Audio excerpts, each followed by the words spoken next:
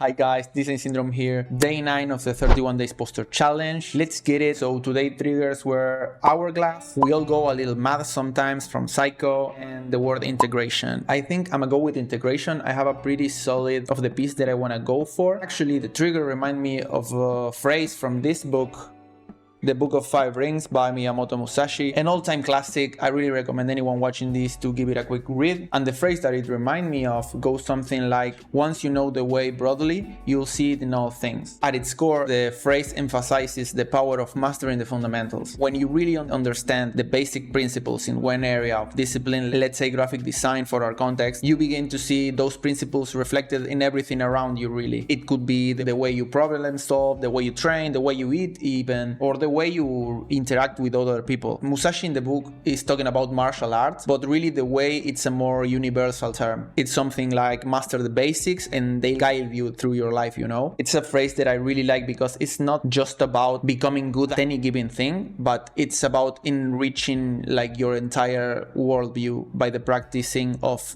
different fields, right? To put this overarching way like into motion. So at least that's the understanding that I give it, and I love it. That's the phrase. Let's get to it.